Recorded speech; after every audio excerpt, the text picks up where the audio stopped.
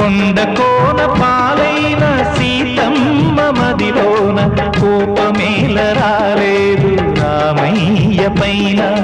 కొండ కోన పాలైన సీతమ్మ మదిలోన కోపమేల రాలేదు రామయ్య పైన.